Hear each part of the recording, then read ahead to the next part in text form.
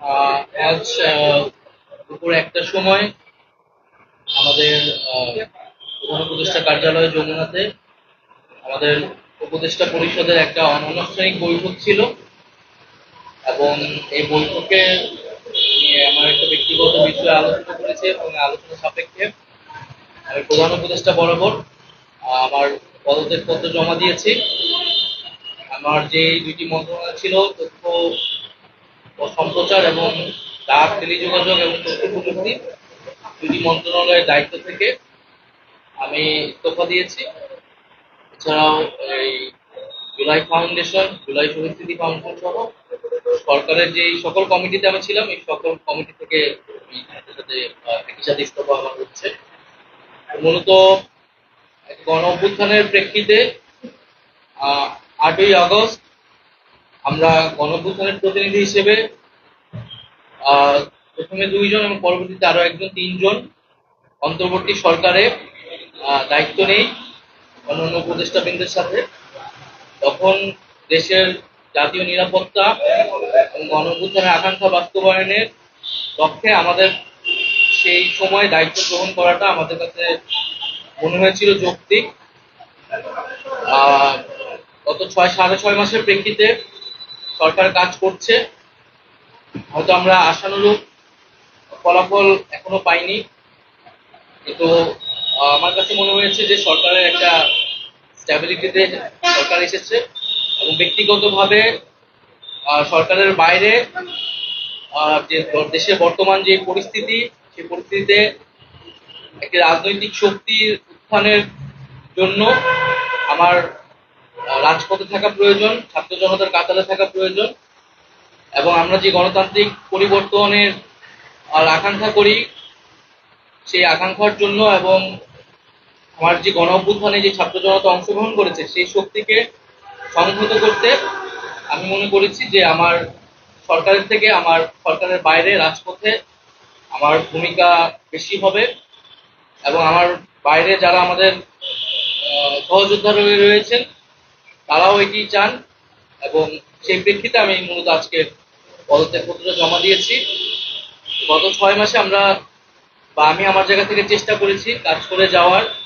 দুইটি মন্ত্রণালয়ের বাইরেও অনেক অতিরিক্ত দায়িত্ব আমাদের পালন করতে হয়েছে। আমরা চেষ্টা করেছি এবং মন্ত্রণালয়গুলোতেও আমরা কিছু কাজ করেছি, সেই কাজের ফলাফল হয়তো সামনে জনগণ পাবে। ৬ মাস খুবই কম সময়, তারপর আমি চেষ্টা করেছি আমার কাজ আর ফলাফল সেটা জনগণ মূল্যায়ন করবে। তো আজকে থেকে মূলত আমি সরকারের আর কোনো দায়িত্বে নেই, এটি মূলত বলার জন্য আপনাদেরকে। আমরা ৩টা কোশ্চেন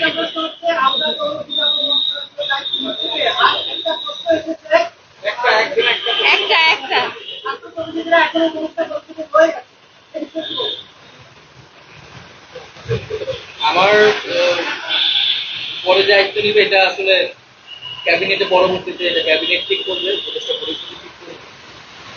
আর আমি আমার জায়গা থেকে মনে করেছি আমার তারা যদি রাজনীতি করার প্রয়োজন বোধ করে তারা তখন হয়তো সরকার ছেড়ে দেবে।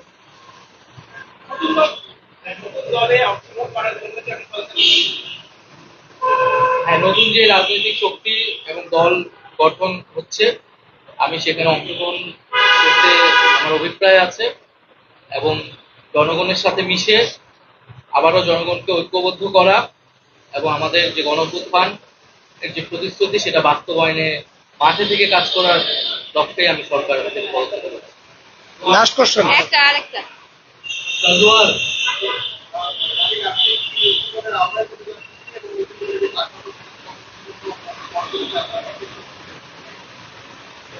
এটার জন্য আপনাদের দলকে যেদিন ঘোষণা ২৮ তারিখ সেদিন পর্যন্ত অপেক্ষা করতে হবে, সেদিনই এটা জানা যাবে। নারীদের মধ্যে থেকে একটা কোশ্চেন নারী কেউ আপনি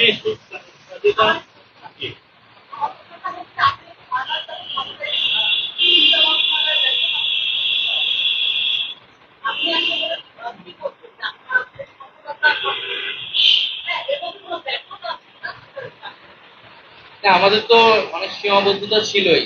আমরা সেই সীমাবদ্ধতাগুলো কাটানোর চেষ্টা করেছি সবসময়। এবং এখানে সীমাবদ্ধতা ছিল, আমলাতান্ত্রিক জটিলতা ছিল।